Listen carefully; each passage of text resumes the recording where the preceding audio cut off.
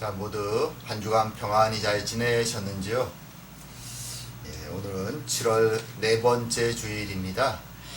자, 오늘도 우리 마음을 모아서 하나님께 함께 예배하고 찬양하는 시간 갖도록 하겠습니다. 찬송가 95장 나의 기쁨 나의 소망 되시며 찬양하면서 오늘 예배 하나님께 드리도록 하겠습니다.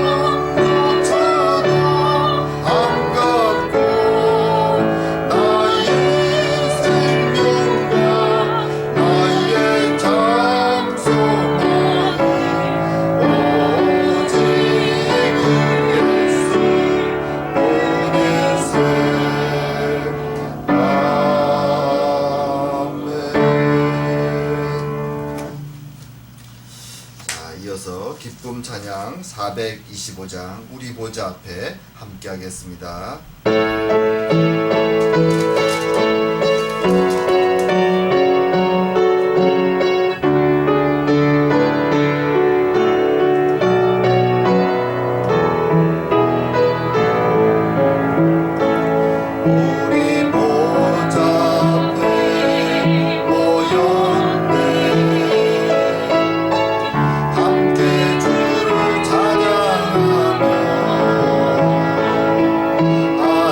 하나님의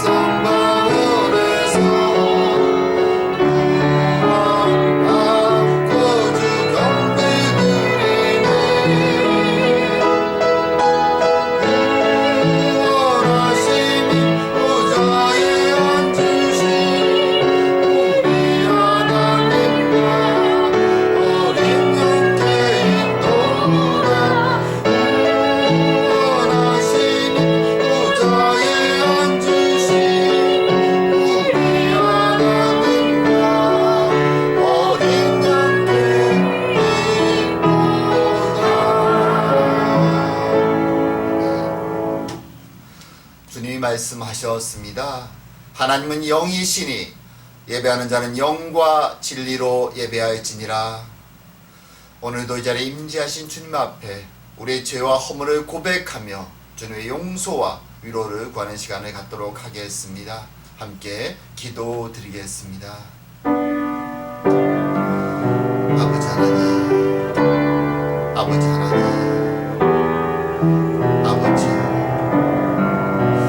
오늘도 부족한 자 주의 이름을 부르며 있습니다. 아버지 하나님, 이 죄만 약한 자 오직 주의 은혜를 구하며 주의 도우심을 구하오니 주님 찾아와 주시옵고 주님 보혈의 능력으로 씻어 새롭게 하여 주시오며 이 예배를 온전히 주님께 올릴 수 있는 은혜의 시간이 되도록 주님 축복하여 주시옵소서.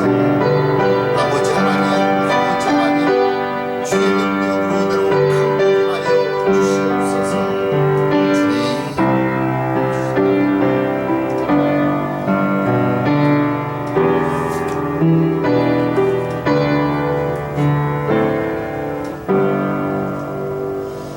우슬초로 나를 정결케 하소서. 내가 정하리이다. 나를 씻기소서. 내가 눈보다 희리이다.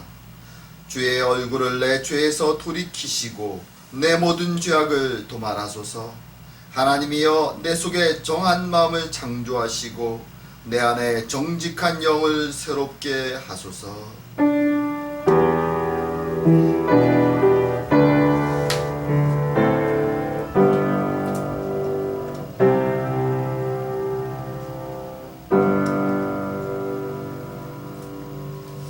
오늘 성시교독은 교독문 63번 시편 145편 말씀입니다. 교독문 63번 시편 145편 말씀 함께 교독하도록 하겠습니다. 왕이신 나의 하나님이여, 내가 주를 높이고 영원히 주의 이름을 송축하리이다.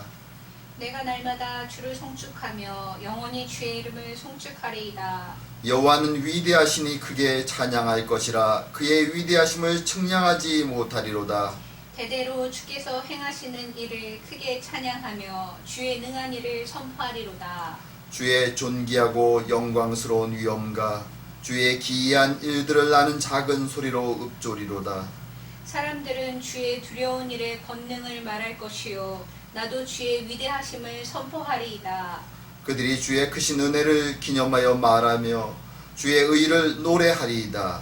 여호와는 은혜로우시며 긍휼이 많으시며 노하기를 더디하시며 인자하심이 크시도다. 여호와께서는 모든 것을 선대하시며 그 지으신 모든 것에 긍휼을 베푸시는도다.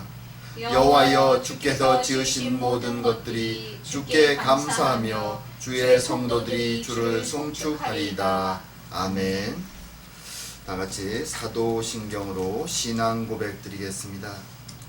전능하사 천지를 만드신 하나님 아버지를 내가 믿사오며 그 외아들 우리 주 예수 그리스도를 믿사오니 이는 성령으로 잉태하사 동정녀 마리아에게 나시고 본디오 빌라도에게 고난을 받으사 십자가에 못 박혀 죽으시고 장사한 지 사흘 만에 죽은 자 가운데서 다시 살아나시며 하늘에 오르사 전능하신 하나님 우편에 앉아 계시다가 저로서 산자와 죽은 자를 심판하러 오시리라.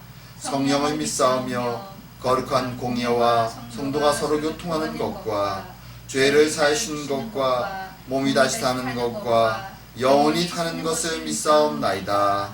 아멘. 찬송가 270장 변찮는 주님의 사랑과 함께 하겠습니다.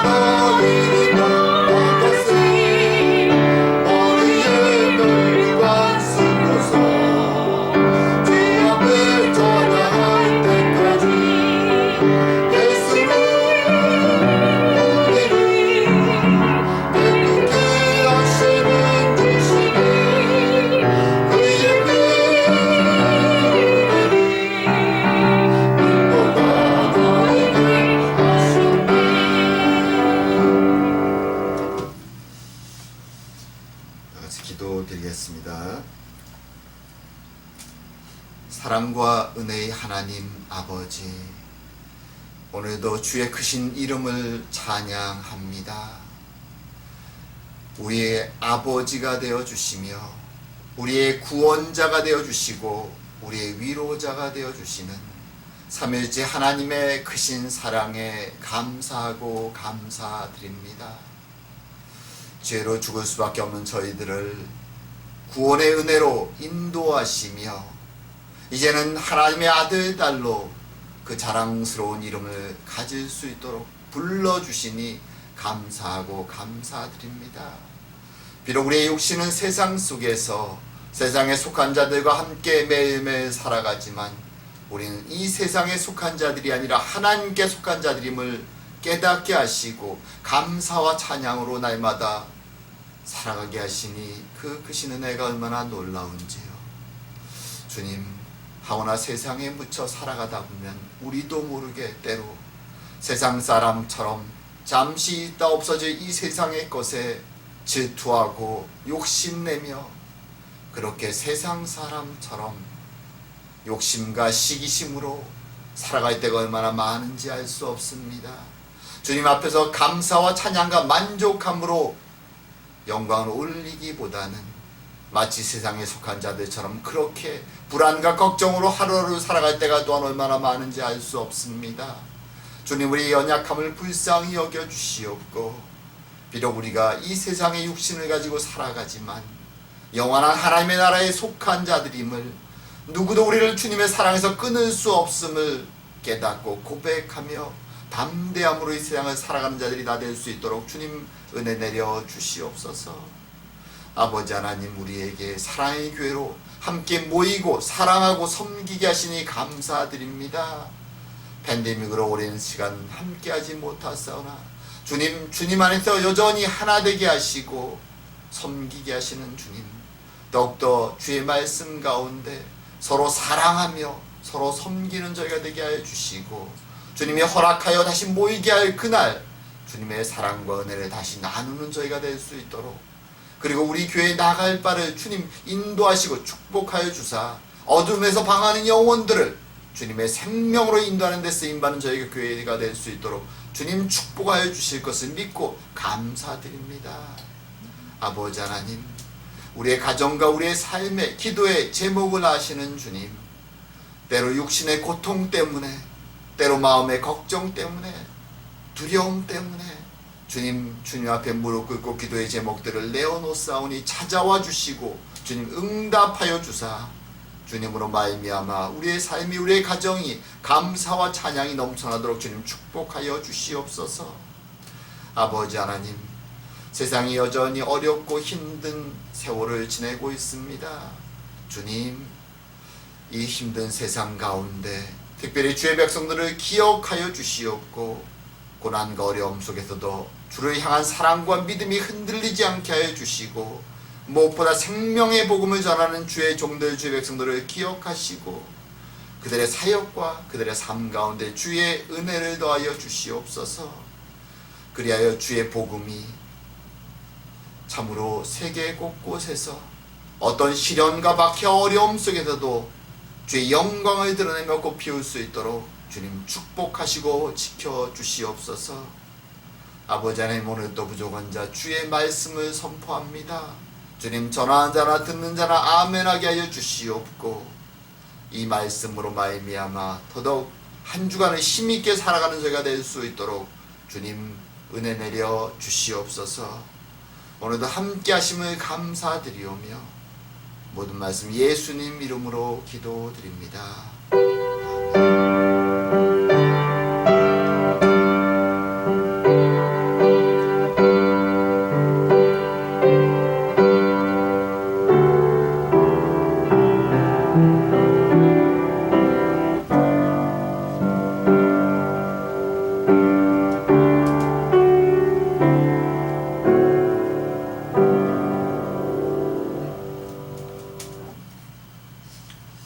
자, 오늘 함께 보실 말씀은 창세기 11장 말씀입니다.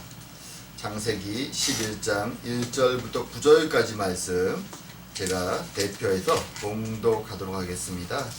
우리가 흔히 아는 바벨탑 사건에 대한 내용입니다. 온 땅의 언어가 하나요 말이 하나였더라.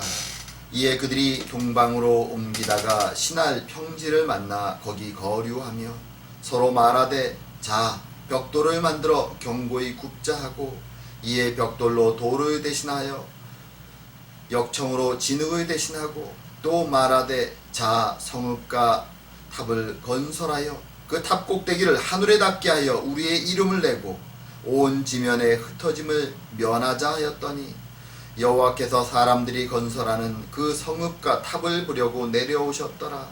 여호와께서 이르시되 이 무리가 한 족속이요 언어도 하나이므로 이같이 시작하였으니 이후로는 그 하고자 하는 일을 막을 수 없으리로다.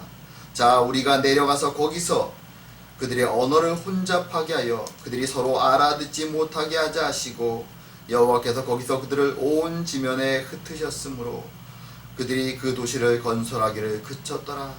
그러므로 그 이름을 바벨이라 하니 이는 여호와께서 거기서 온 땅의 언어를 혼잡하게 하셨음이니라. 여호와께서 거기서 그들을 온 지면에 흩으셨더라. 아멘.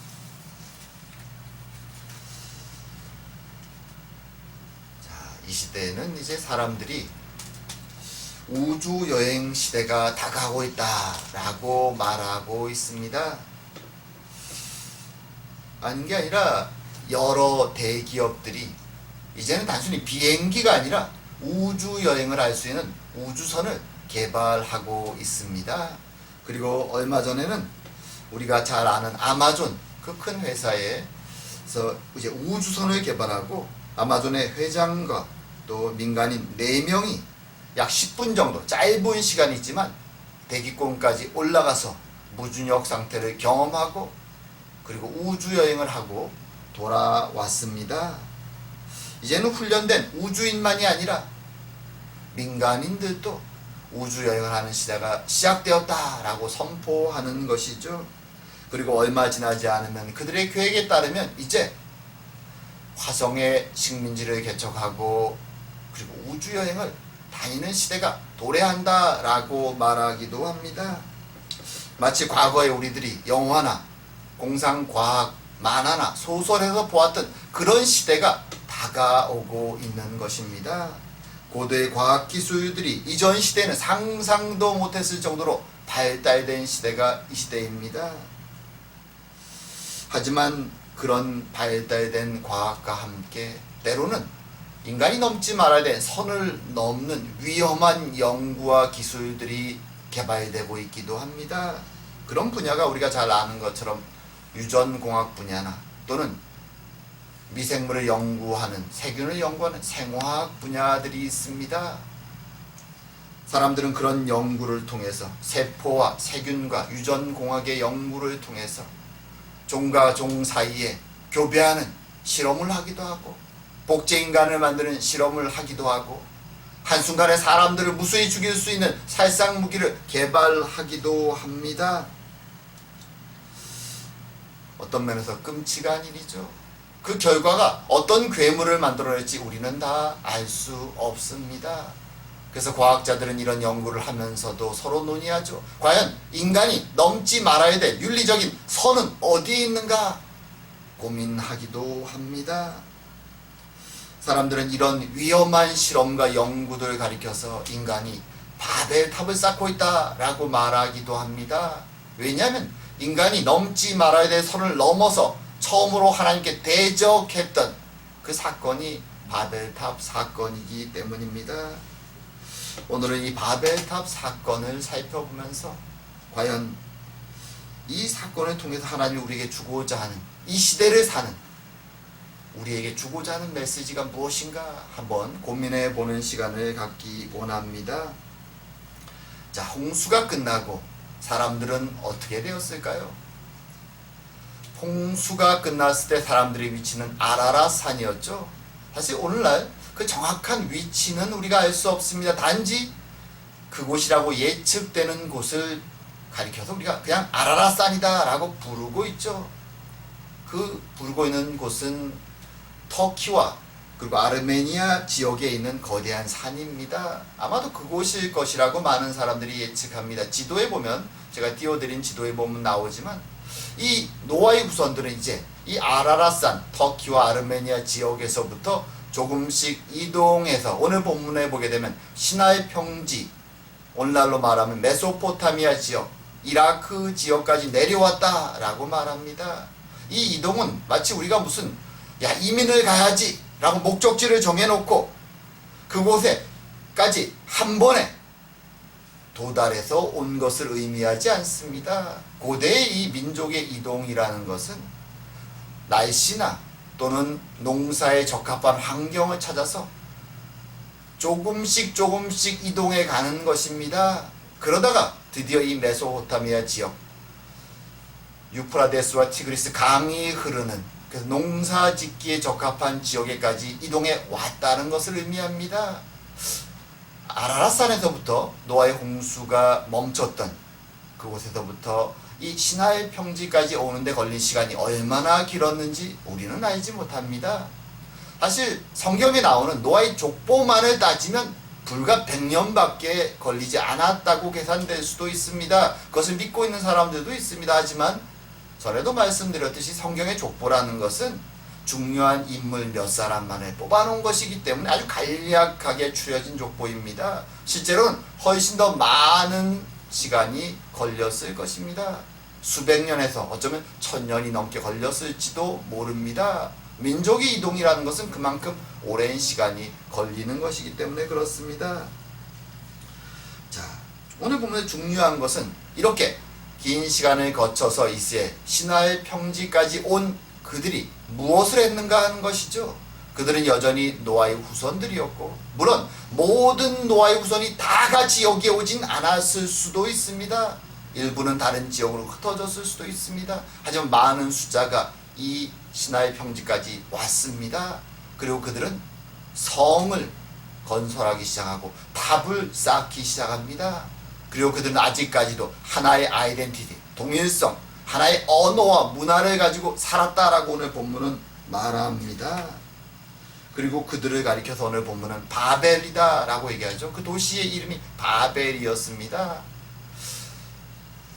사실 이 바벨이란 이름을 헬라, 그리스어로 번역하면 바벨론이 됩니다. 말하자면 오늘 창세기에 등장하는 이 바벨이라는 히브리어 단어와 그리고 열왕기에 등장해서 이스라엘을 괴롭히는 바벨론이란 나라, 이 둘의 히브리어 단어는 사실 똑같습니다. 똑같은 바벨론이란 단어죠. 단지 번역에 따라 단어를 다르게 번역하는 것입니다. 그래서 히브리어로 쓰면 똑같이 바벨이 되는 것이죠. 자, 이렇게 시나이 평지의 바벨이라는 도시를 이제 건설합니다. 우리 한국 같으면 성을 건설하면 돌을 사용하죠. 주변에 돌이 많기 때문에. 하지만 이 시나이 평지, 메소포타미아 지역은 돌이 별로 없습니다. 그래서 그들은 진흙을 구워서 벽돌을 만듭니다. 벽돌을 쌓기 시작합니다. 거대한 성과 탑을 쌓습니다. 대단한 역사였을 것입니다. 얼마나 거대한 성이었는지, 얼마나 거대한 탑이었는지 우리는 사실 자료가 없기 때문에 알 수 없습니다. 하지만 추측해 볼 수는 있습니다. 왜냐하면 그와 유사한, 물론 바벨 시대보다는 조금 더 후대이지만 그와 유사한 고대 문명이 꽤 많이 그 지역에 남아있기 때문이죠. 지금 우리가 역사적으로 가지고 있는 가장 오래된 이런 고대 도시들의 유적은 기원전 3000년경부터 발견됩니다. 흔히 첫 번째 고대 문명이라 부르는 수메르 문명, 그들의 도시가 여러 개 있습니다. 그 중에 중요한 도시 하나가 우리가 잘 아는, 우리가 흔히 갈대아 우루라고 부르는 그 우루라는 도시죠. 아브라함이 태어나고 자랐던 도시. 그 도시가 원래 이 수메르 사람들이 지은 큰 몇 개의 도시 중에 하나입니다. 이 도시 유적이 오늘날 발견되었습니다. 거기에 가보면 성으로, 벽돌로 쌓은 거대한 도시가 등장합니다. 그리고 그 가운데에는 마치 바벨탑과 유사한 탑이 세워져 있습니다. 이런 구조 형식, 벽돌로 쌓은 성과 그 가운데 중심에 위치한 탑, 보통 지구라트라고 이 탑을 부르는데요. 이런 유형의 도시 국가들이 이 메소포타미아 시나이 평지에는 굉장히 많았습니다. 오늘날 유적지 땅속에 파묻혀 있던 걸 발굴해 낸 것만 지금 25개가 넘습니다. 말하자면 바벨의 후손들이 바벨탑을 포기하고 흩어져서 언어별로 각자 흩어져서 각자 만든 작은 사이즈의 바벨이라고 말할 수도 있을 것입니다. 하지만 사이즈가 결코 작지 않습니다. 제가 사진을 보여드리는데 갈대아 우르의 그 탑만 해도 밑에 일단 기층의 사이즈가 한 면이 70m가 넘습니다. 그리고 그 다음 사진에 또 보여지는 것은 이제 바벨론이죠. 갈대아 우르는 기원전 2000년 3000년경에 좀 훨씬 더 오래된 것이고요. 그리고 바벨론에 남아있는 이 탑은 좀 더 후대죠. 기원전 600년경에 지어진 것인데 그 사이즈는 한 면이 탑의 한 면이 거의 100m 정도 됩니다. 그리고 7단으로 쌓았는데 그 높이가 거의 90m죠. 오늘날 큰 빌딩 높이입니다. 이런 거대한 것들을 고대 사람들이 지었다라는 것이죠.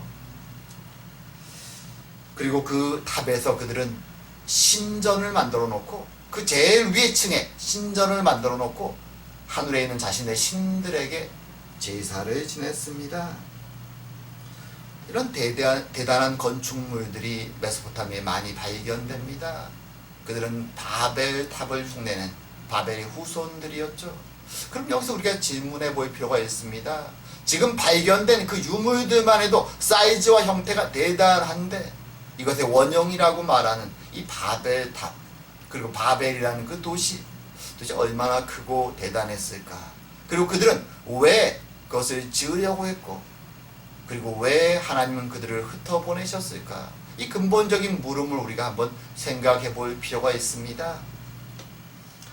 그들이 말한 이 외침, 오늘 본문에 기록된 외침 속에 그 목적이 잘 드러나죠. 그들은 이렇게 외칩니다. 그 탑 꼭대기를 하늘에 닿게 하여 우리 이름을 내자. 그리고 그것을 통해서 온 지면에 흩어짐을 면하자. 이 세 가지 사실이 오늘 본문에 드러나죠. 첫 번째는 그 탑 꼭대기를 하늘에까지 도달하게 하자라고 말합니다. 하늘이라는 곳은 고대 사람들에게 신들이 거하는 곳입니다. 그럼 왜 하늘에까지 신들이 거하는 그곳에까지 탑을 쌓으려고 했을까요? 그것은 이들의 의지를 드러내죠. 수동적으로 신이 자신들에게 찾아올 때를 기다리는 것이 아니라 자신들이 신의 거처에까지 찾아가서 우리의 요구를 하고 신의 응답을 받겠다라는 의지를 표현하는 것입니다. 그리고 두 번째는 이름을 내자라고 말하죠. 이름을 낸다는 것은 명성을 낸다는 것이죠. 유명해지겠다라는 것입니다. 말하자면 그 주변에서 자신들이 가장 강력하고 유명한 나라를 세우겠다. 모두 주변을 정복할 만큼 대단한 나라를 세우겠다라는 의지를 드러내는 것이죠. 그것이 이름이 드러나는 것이죠. 세 번째로는 그것을 통해서 온 지면에 흩어짐을 면하자고 말합니다. 여기에는 그들의 두려움이 담겨 있습니다.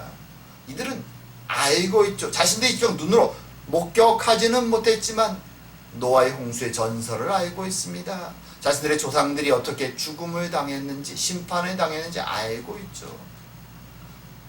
비록 하나님께서는 그들을 심판하지 않겠다고 무지개를 통해 언약을 보였음에도 불구하고 그들은 그것을 100% 믿지 못하는 것이죠. 불신이 있는 것이죠. 걱정과 두려움이 있는 것입니다. 그래서 거대한 성을 쌓고 그리고 탑을 쌓아놓고 이제 우리가 우리의 강력한 힘을 얻어서 더 이상 흩어지지 않게 신이 우리를 심판하려 할지라도 거기에 대항할 수 있을 만한 강력한 도시국가를 건설하자고 그들은 다짐하고 있는 것이죠.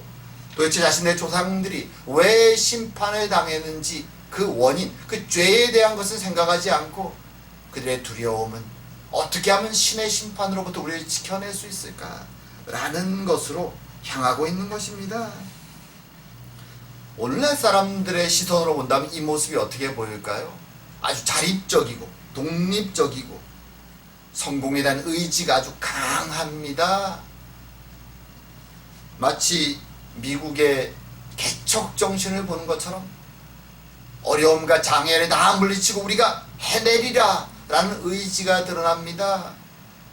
오늘날 사람들이 보면 전혀 흠잡을 데 없는 아주 인간다운 모습이라고 칭찬할 것입니다. 하지만 하나님의 시선에서 볼 때 여기에는 아주 큰 문제점이 하나 있습니다. 그것은 무엇인가 하면 하나님의 뜻이 빠져 있는 것입니다. 하나님이 이미 주신 하나님의 명령에 대해서 그들은 불순종하고 있는 것입니다. 우리가 지난주에 살펴봤던 내용을 잠시 머리에 떠올리면 이것을 금방 알 수 있습니다. 노아의 홍수가 끝났을 때 하나님은 이제 노아의 후손들에게 그들 앞에 새로운 세상, 재창조와 같은 세상을 시작하시면서 그들을 격려하시죠. 하지만 동시에 하나님은 그들이 펼쳐낼 새로운 창조의 세상의 미래가 밝지 않음을 알고 있었습니다. 왜냐하면 그들의 생각이 어릴 때부터 악함을 아셨기 때문입니다. 그럼에도 불구하고 그들의 욕망과 죄와 두려움을 흔들리지 말고 이겨내고 그 마음에 불안과 걱정과 욕망과 싸워 이기라고 격려하시면서 무지개의 사인을 보여주신 것입니다. 내가 결코 심판하지 않으리라. 너희들은 용기를 가지고 나아가서 믿고 의지하고 살아라. 하지만 그들은 이 하나님의 말씀 생육하고 번성하여 땅에 충만하라 란 하나님의 이 보장과 보호의 말씀을 잊어버리고 두려움 속에서 자신들이 스스로가 살 길을 찾아 나가는 것입니다. 더 이상 하나님을 의지하지 않고 이제 의지할 바는 우리의 힘과 우리의 능력밖에 없다 라고 외치는 것입니다.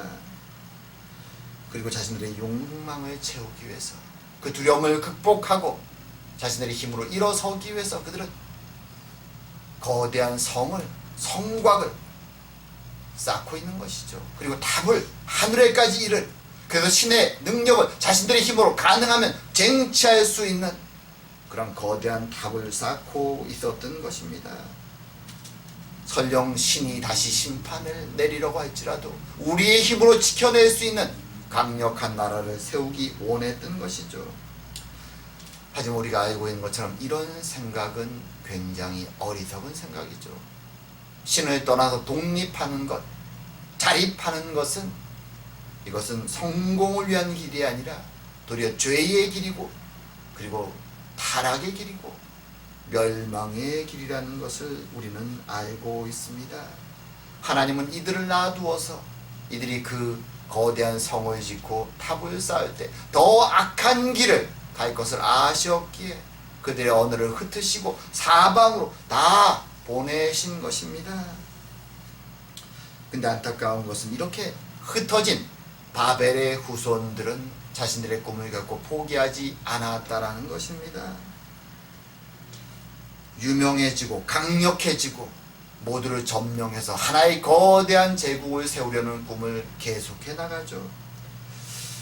아까 앞에서 말씀드린 바벨 이후에 바벨 후손들이 세운 최초의 첫 고대 문명은 그 바벨론 근처에 세운, 어떤 면에서는 조금 더 남부 지역이죠. 갈대아 우르니까요.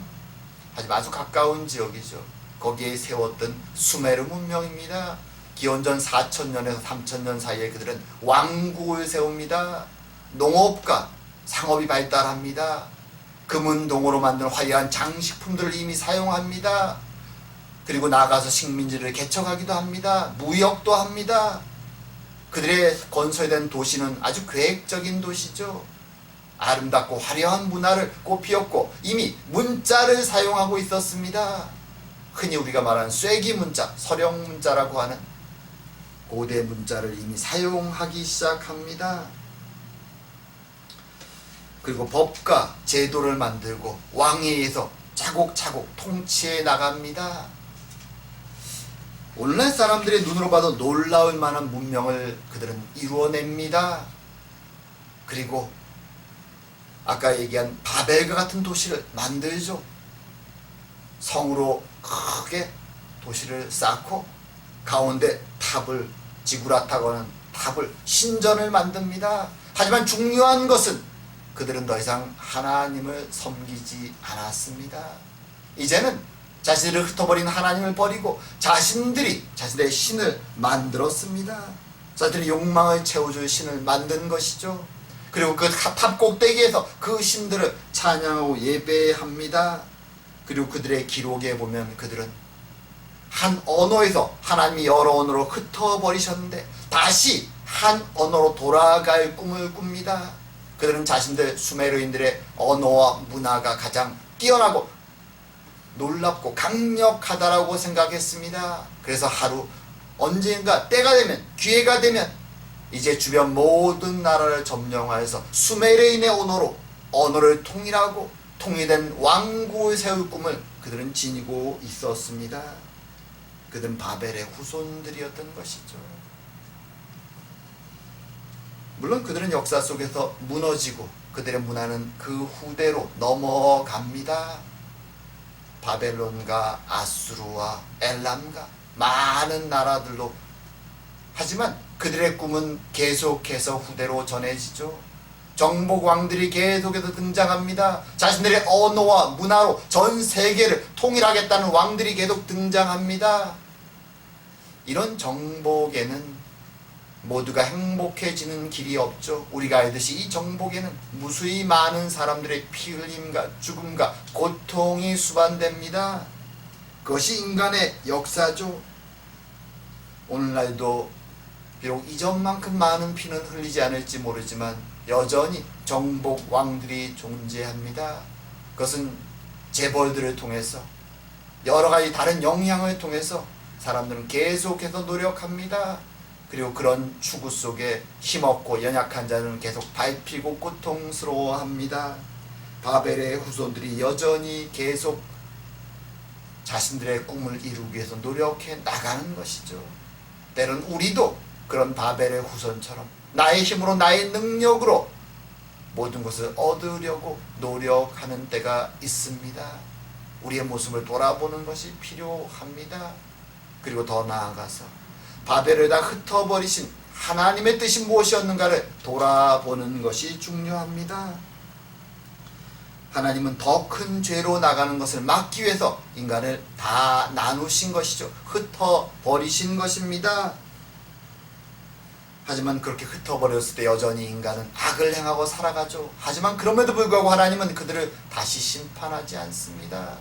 무지개의 언약을 통해서 노아의 자손들에게 보여주던 그 약속을 지키십니다. 타락하고 죄악 많은 인간들이지만 하나님은 그들을 보존해 주시죠. 각자의 삶의 위치에서 각 흩어진 나라와 언어와 민족 안에서 하나님은 그들이 살아가게 하십니다. 그리고 동시에 하나님은 하나님의 구원의 계획을, 여자의 후손을 통해서 이루실 그 계획을 쉬지 않고 계속해 나가십니다. 바벨의 자손들이 자신의 욕망을 채우기 위해서 계속 뛰어다닐 때 하나님은 그의 일을 행하기 시작하십니다. 갈대아 우르에서 타락한 자들과 함께 있는 아브라함을 찾아가셔서 그를 불러주셨고 그에게 약속을 주셨고 그리고 그에게 계시의 말씀을 전하시죠. 그리고 그의 후손들을 통해서 그들의 역사를 통해서 하나님이 무엇을 원하시는가를 우리에게 보여주셨습니다. 그리고 그 신실한 약속을 따라서 그리스도를 이 땅에 주셨고 십자가를 통해서 우리에게 그 약속을 성취하셨습니다. 그리고 이제 부활과 성령 강림의 사건을 통해서 하나님은 다시 흩어진 자들을 모으기 시작하십니다. 우리는 오순절 강림 사건 이후 첫 번째 사건이 무엇인지 잘 알고 있죠. 오순절 사건을 통해서 성령의 이끌림에 밖으로 뛰어나온 사도들이 무엇을 합니까? 자신들이 알지 못하는 각 나라의 말들을 예루살렘에 모인 각 나라에서 온 사람들에게 외칩니다. 하나님의 복음을 외칩니다. 모든 사람들은 신기해합니다. 하나님은 그 사건을 통해서, 그 첫 번째 사건을 통해서 세상에 선포하는 것이죠. 내가 흩어진 자들을 하나님의 생명의 구원의 복음으로 다시 모을 것이다. 세계 각곳에 있는 자들에게 선포하시는 것입니다. 그것이 교회의 첫 번째 사건이었습니다. 그리고 주님은 그의 제자들을 세계 각곳으로 진리의 생명의 말씀을 가지고 보내십니다. 다른 언어, 다른 문화, 다른 지역에 흩어져 살던 자들을 다시 하나님 백성으로 모시기 위해서 보내셨던 것입니다. 그리고 그들의 땀과 피 흘림과 순교와 고난을 통해서 전해진 복음을 우리도 들었고, 이제 우리도 하나님 앞에 다시 불러진 자들이 된 것입니다. 비록 아직 언어는 문화는 차이나일지라도 하나님의 생명의 말씀 안에서 크리스찬들은 서로 만나 사랑을 나누게 된 것이죠. 한 백성이 된 것입니다. 우린 이 말씀 앞에서 돌아보는 것이 필요하죠. 과연 하나가 되는 참된 회복은 무엇인가? 그것은 인간의 욕망이나 인간의 능력이나 인간의 파워에 의해서 이루어지는 것이 아닙니다. 그것은 하나님의 진리와 사랑 안에서 이루어지는 것임을, 그것이 참된 회복임을 우리는 기억하는 것이 필요합니다. 이제 말씀을 맺을까 합니다. 노아의 후손들은 홍수가 끝나고 무지개를 통한 하나님의 위로의 말씀을, 그 약속을 받았지만 그들은 그 말씀을 믿지 못하고 각자 소견에 오른 대로 자신들의 힘으로 성을 쌓고 탑을 쌓으며 하나님의 뜻에 순종하는 것이 아니라 자신들의 능력을 통해서 자신들을 지킬 각오를 결심을 하는 것이죠. 하나님을 대적하는 길, 죄의 길로 그들은 나선 것입니다. 하지만 하나님은 그들을 심판하지 않고 그저 언어를 흩으셔서 세계 곳곳으로 다 흩어버리십니다. 그리고 그들을 심판하지 아니하시고 이제 그들을 다시 모으실 구원의 계획을 하나하나 수행해 가셨던 것입니다. 그리고 아브라함을 부르시고 그의 후손을 통해서, 여자의 후손을 통하여 구원의 계획을 십자가에서 이루셨습니다. 그리고 흩어진 자들을 다시 모으기 시작하시는 것입니다. 여전히 우리는 타락한 세상에 살고 있습니다. 하지만 우리는 이 하나님의 말씀 앞에도 분명히 기억하는 것이 필요합니다. 주님을 배신하고 흩어졌던 우리들, 하지만 이제 그리스도의 십자가의 죽으심을 통해 우리는 이 세상에 대해서 죽었고 그리스도 안에서 다시 태어난 자들임을, 그리고 다시 모아진 자들임을, 주님 안에서 다시 하나 된 자들임을 기억해야 된다는 것입니다. 그러기에 매일의 삶 속에서 내가 어디에 속하였는가? 나는 하나님의 한 백성에 속한 자들임을, 다시 하나님이 불러 모으신 자들임을 기억하며 하나님의 말씀 앞에서 내 힘을, 세상의 힘을 의지하는 것이 아니라 하나님을 의지하면서 비록 쉽지 않은 삶이지만 기쁨과 감사의 찬양을 부르며 살아가는 저와 여러분 되기를 주의 이름으로 축원합니다. 기도드리겠습니다.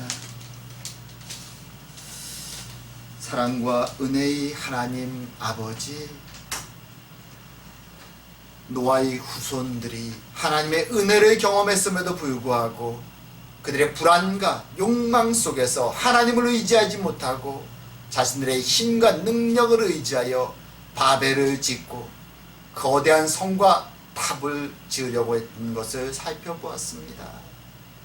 그들은 하나님을 의지하지 못하였기에, 자신들만을 의지하였기에 결국은 다 하나님 앞에서 죄를 범하고 흩어져 버렸습니다.